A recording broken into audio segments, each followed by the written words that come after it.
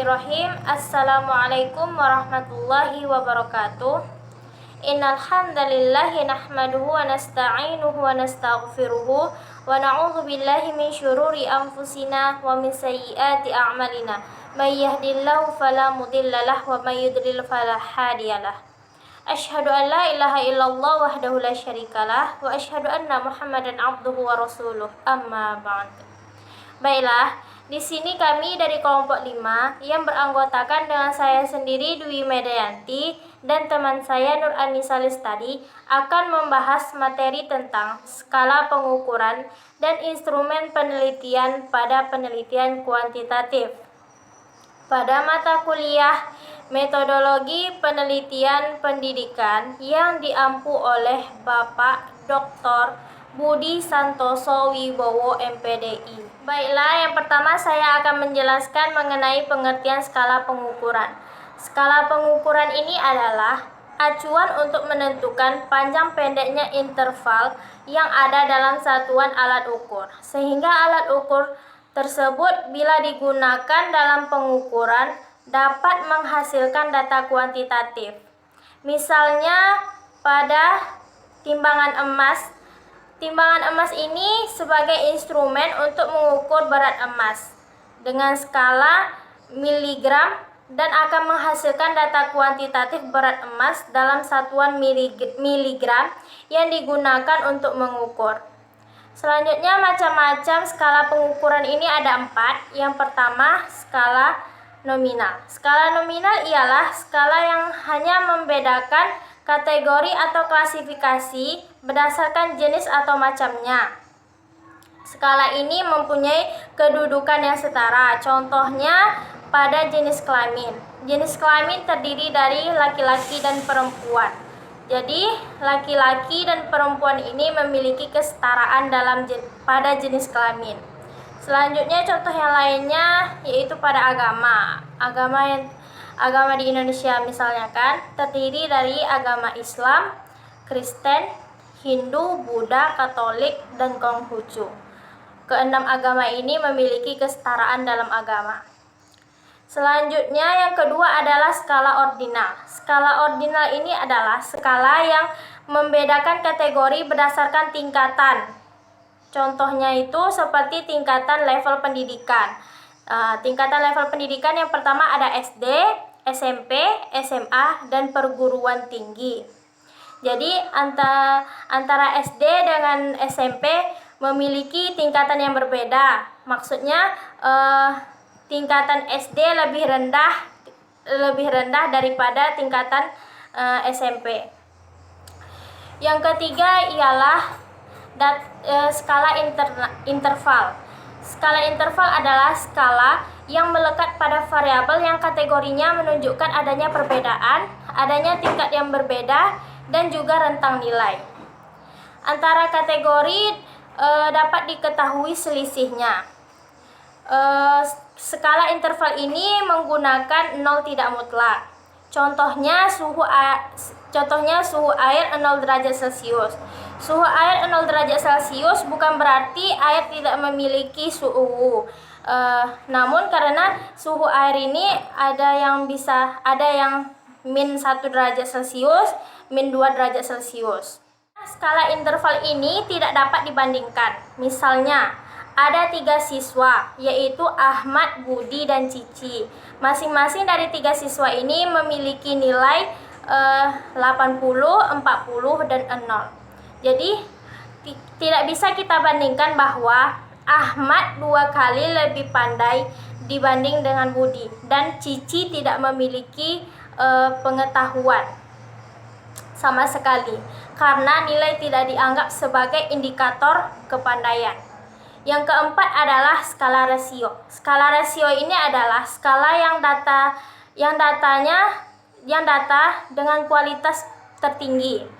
Jadi alat ukur yang digunakan pada skala ini adalah alat ukur standar dan universal, sehingga dimanapun diukur maka hasilnya akan tetap sama.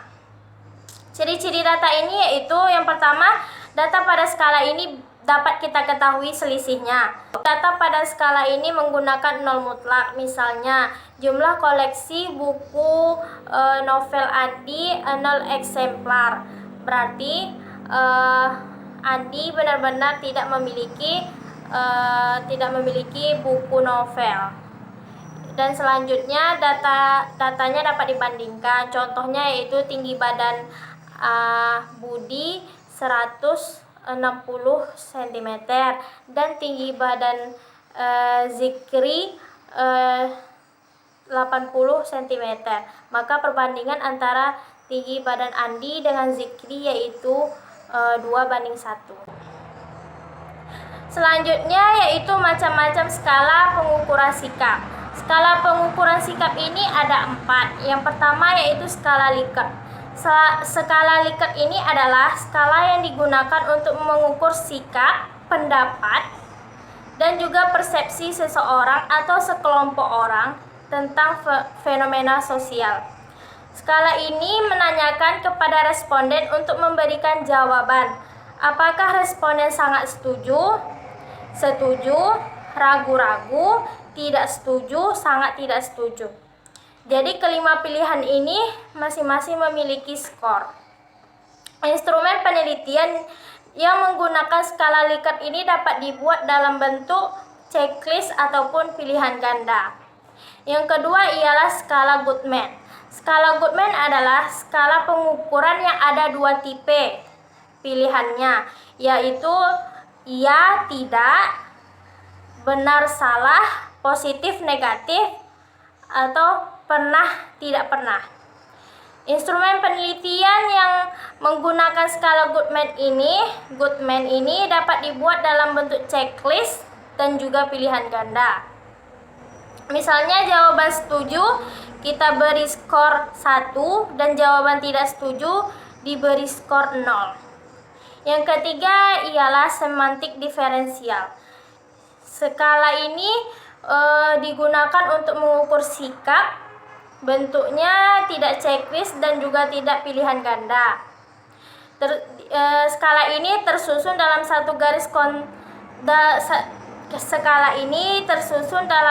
satu garis kontinum yang jawabannya sangat positif berada pada sebelah kanan. Jawaban sangat negatif berada pada sebelah kiri tulisan. Pilihan jawaban sangat positif diberi skor 5, sedangkan netral diberi skor 3, dan pilihan sangat negatif diberi skor 1. Yang keempat ialah rating scale. Rating scale adalah skala peringkat yang berbentuk angka. Responden diberikan pilihan jawaban dalam bentuk angka yang kemudian diinterpretasikan dalam pengertian kuantitatif. Baiklah, selanjutnya yaitu instrumen penelitian. Instrumen penelitian ini adalah alat ukur yang digunakan dalam penelitian. Instrumen penelitian digunakan untuk melakukan pengukuran dengan tujuan untuk menghasilkan data kuantitatif yang akurat. Instrumen pengukuran ini digunakan untuk variabel sudah banyak tersedia dan telah teruji validitas dan reliabilitasnya. Contohnya pada variabel dalam ilmu alam yaitu suhu, yang instrumennya ialah termometer. Jumlah instrumen penelitian tergantung pada jumlah variabel penelitian yang telah ditetapkan untuk diteliti. Misalnya, kita akan meneliti tentang pengaruh kepemimpinan dan iklim kerja sekolah terhadap prestasi belajar anak. Maka terdapat 3 instrumen dari judul tadi. Yang pertama yaitu instrumen untuk mengukur kepemimpinan, yang kedua yaitu instrumen untuk mengukur iklim kerja sekolah, dan yang ketiga yaitu instrumen untuk mengukur prestasi belajar murid. Selanjutnya, bentuk-bentuk instrumen penelitian ada 5. Yang pertama yaitu tes. Tes adalah berupa serangkaian pertanyaan, lembar kerja atau sejenisnya yang digunakan untuk mengukur pengetahuan, keterampilan, minat, dan kemampuan dari subjek yang diteliti. Instrumen penelitian ini berisi soal-soal yang terdiri dari butir-butir soal yang mewakili satu variabel yang akan kita teliti. Yang kedua yaitu angket atau kuesioner. Angket atau kuesioner ini merupakan metode pengumpulan data. Bentuk lembaran kerja angket dapat berupa sejumlah pertanyaan tertulis yang tujuannya untuk memperoleh informasi dari responden tentang apa yang ia alami dan ia ketahui. Angket digunakan bila responden yang diteliti jumlahnya besar dan dapat membaca dengan baik. Yang ketiga yaitu wawancara. Wawancara dilakukan bila kita ingin mengetahui hal-hal dari responden yang secara lebih mendalam serta jumlah respondennya sedikit. Yang keempat yaitu observasi. Observasi ini ialah penelitian yang dilakukan dengan memusatkan perhatian terhadap suatu objek dengan melibatkan seluruh indera untuk mendapatkan data.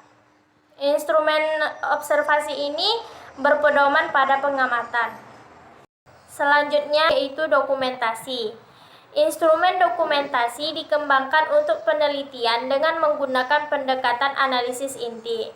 Selain itu, dokumentasi ini digunakan juga untuk mencari bukti-bukti sejarah, landasan hukum, dan peraturan-peraturan yang berlaku. Subjek penelitiannya berupa buku-buku, majalah, dokumen, dan lain sebagainya. Kemudian, cara menyusun instrumen. Ada beberapa cara menyusun instrumen.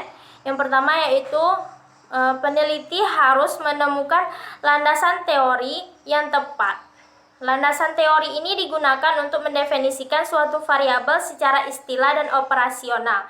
Definisi variabel secara istilah merupakan suatu variabel yang diperoleh berdasarkan landasan teori yang dituliskan dalam bab 2 suatu proposal penelitian. Sedangkan definisi operasional variabel yaitu pengertian variabel yang berfokus pada penerapan variabel dalam proses penelitian.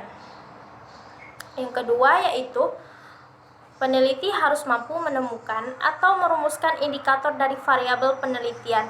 Indikator-indikator yang tercantum dalam aspek kisi-kisi instrumen penelitian. Selanjutnya yaitu peneliti memilih teknik pengumpulan data sebagai dasar penyusun instrumen. Variabel penelitian tertentu hanya cocok dengan teknik pengumpulan data tertentu. Misalnya, variabel kadar gula darah hanya cocok dengan teknik tes dengan instrumen tes. Instrumen tes yang dimaksud yaitu medical check-up. Selanjutnya, penyusunan instrumen wajib didahului dengan penyusunan dokumen kisi-kisi. Setelah dokumen kisi-kisi sukses disusun, selanjutnya peneliti menyusun instrumen penelitian. Lalu, jika instrumen yang dipilih menghendaki adanya pedoman penskoran, maka selanjutnya peneliti menyusun pedoman penskoran. Jika tidak, mungkin instrumen tersebut menghendaki adanya pedoman hasil. Lalu yang terakhir yaitu jika keseluruhan bagian instrumen berhasil disusun, maka selanjutnya peneliti wajib menguji kualitas dari instrumen penelitian. Pengujian kualitas yang dimaksud yaitu dengan pengujian validitas instrumen dan reliabilitas instrumen. Selanjutnya akan dijelaskan oleh teman saya, Nur Anisa Lestari. Saya Nur Anisa Lestari. Selanjutnya saya akan menjelaskan mengenai validitas dan reliabilitas instrumen penelitian kuantitatif. Pertama, pengertiannya. Validitas disebut juga dengan kesohihan. Validitas merupakan suatu ukuran yang menunjukkan kevalidan atau kesohihan suatu instrumen penelitian. Sedangkan reliabilitas disebut juga dengan keandalan, di mana reliabilitas ini berasal dari kata reliability yang berarti sejauh mana hasil suatu pengukuran dapat dipercaya. Dan selanjutnya, setelah membahas pengertian singkat dari validitas dan reliabilitas ini, maka kami akan menjelaskan mengenai uji validitas dan uji reliabilitas instrumen penelitian. Pertama, pengujian validitas. Validitas seperti yang telah disebutkan tadi merupakan suatu ukuran yang menunjukkan kevalidan atau kesohihan suatu instrumen penelitian. Pengujian validitas ini mengacu pada sejauh mana suatu instrumen dalam menjalankan fungsi. Instrumen dikatakan valid jika instrumen tersebut dapat digunakan untuk mengukur apa yang hendak diukur. Untuk hasil uji validitas tidak berlaku secara universal.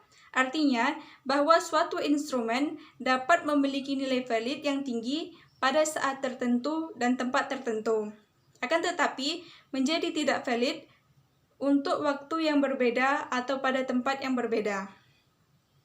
Untuk itu, perlu adanya uji validitas terlebih dahulu, dengan tujuan untuk mengetahui kualitas instrumen terhadap objek yang akan diteliti lebih lanjut.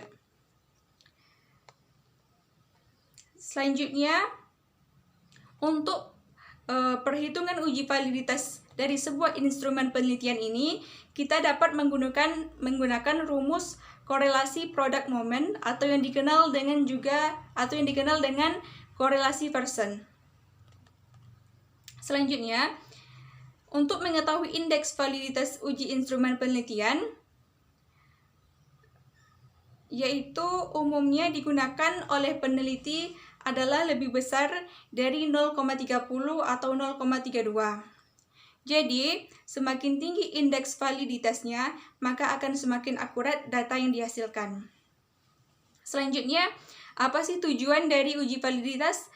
Tujuan-tujuannya yaitu pertama, menghindari pertanyaan atau pernyataan yang kurang jelas menurut persepsi responden. Yang kedua, mengidentifikasi kata-kata yang terlalu asing atau bermakna ganda. Yang ketiga, memperbaiki pertanyaan-pertanyaan atau pernyataan yang tidak sesuai dengan kondisi real objek penelitian. Yang keempat, menambah item yang diperlukan atau memindahkan item yang tidak relevan setelah diketahui hasil uji validitasnya. Yang terakhir, mengetahui bahwa instrumen penelitian benar-benar layak untuk digunakan dalam penelitian lebih lanjut. Selanjutnya yaitu untuk menguji validitas instrumen ini dapat dibuktikan dengan beberapa bukti, di antaranya dengan validitas konten, validitas konstruk, dan validitas kriteria.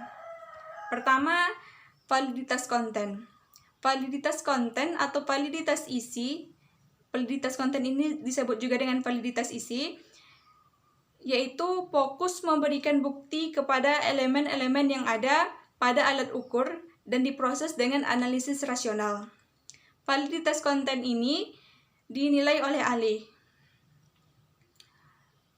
Berikut beberapa contoh elemen yang dinilai dalam validitas konten, yaitu definisi operasional variabel, jumlah soal, format jawaban, skala pada instrumen, penscoran, representasi soal sesuai variabel yang akan diteliti, waktu pengerjaan, populasi sampel, tata bahasa, tata letak penulisan, dan petunjuk pengisian instrumen. Selanjutnya, validitas konstruk. Validitas konstruk ini fokus pada sejauh mana alat ukur menunjukkan hasil pengukuran yang sesuai dengan definisinya. Definisi variabel harus jelas agar penilaian validitas konstruk mudah. Definisi tersebut diturunkan dari teori.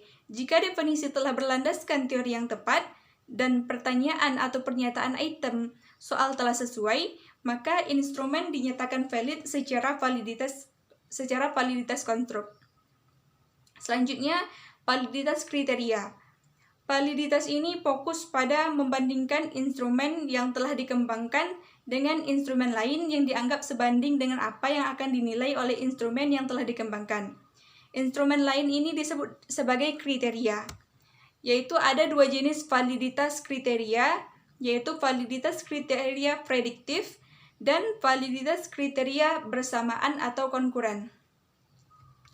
Selanjutnya, setelah kita membahas mengenai pengujian validitas, Sekarang kita masuk kepada pengujian reliabilitas instrumen penelitian.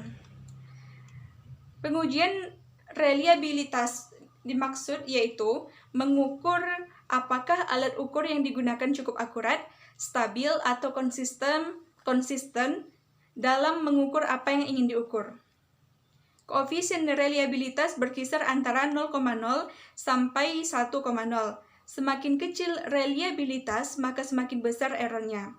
Koefisien reliabilitas tidak mungkin di atas 1,0, namun tetap dimungkinkan koefisiennya negatif.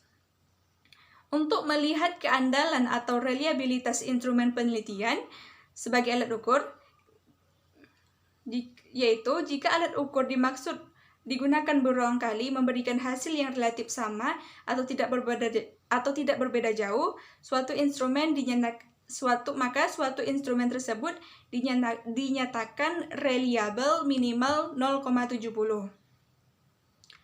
Selanjutnya, di dalam pengujian reliabilitas ini ada dua pengujian, yaitu pengujian secara eksternal dan pengujian secara internal. Di mana pengujian secara eksternal ini terbagi tiga, yaitu tes retest, ekuivalen, gabungan. Sedangkan pengujian secara internal yaitu disebut juga dengan internal konsistensi. Pertama, pengujian secara eksternal. Pertama, tes retest. Instrumen penelitian yang reliabilitasnya diuji dengan tes retest dilakukan dengan cara mencobakan instrumen beberapa kali pada responden. Jadi, dalam hal ini, instrumennya sama, respondennya sama, dan waktunya yang berbeda. Reliabilitas diukur dari koefisien korelasi antara percobaan pertama dengan yang berikutnya. Bila koefisien korelasi positif dan signifikan, maka instrumen tersebut sudah dinyatakan reliable. Dan pengujian tes retest ini sering juga disebut dengan stability. Selanjutnya yaitu ekuivalen. Instrumen yang ekuivalen adalah pertanyaan yang secara bahasa berbeda tapi maksudnya sama. Sebagai contoh, untuk satu butir saja, beberapa tahun pengalaman kerja Anda di lembaga ini, pertanyaan tersebut dapat ekuivalen dengan pertanyaan berikut. Tahun berapa Anda mulai bekerja di lembaga ini? Selanjutnya, pengujian reliabilitas instrumen dengan cara ini cukup dilakukan sekali, tetapi instrumennya dua. Pada responden yang sama, waktu yang sama, instrumennya yang berbeda. Reliabilitas instrumen dihitung dengan cara mengkorelasikan antara data instrumen yang satu dengan instrumen yang dijadikan ekuivalen. Bila korelasi positif dan signifikan, maka instrumen dapat dinyatakan reliable. Selanjutnya, gabungan. Pengujian reliabilitas ini dilakukan dengan cara mencobakan dua instrumen yang ekuivalen. Yang ekuivalen itu beberapa kali ke responden yang sama. Jadi, cara ini merupakan gabungan pertama dan kedua.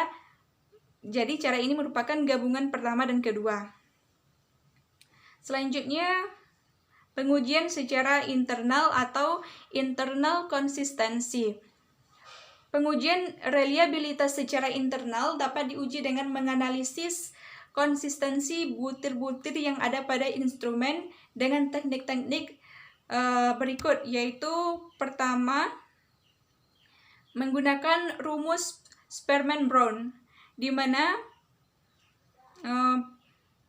pengujian reliabilitas dengan uji internal konsistensi teknik split half, yaitu Spearman-Brown ini disebut juga dengan teknik split half.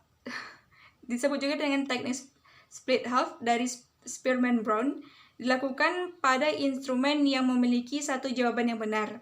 Instrumen tersebut misalnya pilihan ganda, mencocokkan, dan yang lainnya yang hanya memiliki satu jawaban benar. Uji reliabilitas menggunakan teknik split half ini dilakukan dengan cara mencobakan instrumen sekali saja pada subjek penelitian, kemudian hasil uji dibagi menjadi dua. Pembagian ini biasanya didasarkan pada soal ganjil genap. Selanjutnya, menggunakan rumus KR, yaitu dengan uji internal konsistensi yang disebut dengan teknik Kruger-Richardson, yaitu KR, yang disingkat dengan KR. Instrumen yang dapat diuji reliabilitasnya menggunakan KR adalah instrumen dengan satu jawaban benar saja. Rumus KR yang sering digunakan adalah KR20 dan KR21. Selanjutnya, pengujian secara rumus Alpha-Kornbach, pengujian ini dilakukan untuk instrumen yang memiliki jawaban yang benar lebih dari satu. Contoh dari instrumen ini misalnya berbentuk esai, angket, ataupun kuesioner. Baiklah, inilah penjelasan dari kelompok 5, yaitu mengenai skala pengukuran dan instrumen penelitian kuantitatif. Kami sebagai pemakalah, mohon maaf apabila terdapat kesalahan dalam menjelaskan. Lebih dan kurang mohon maaf. Wassalamualaikum warahmatullahi wabarakatuh.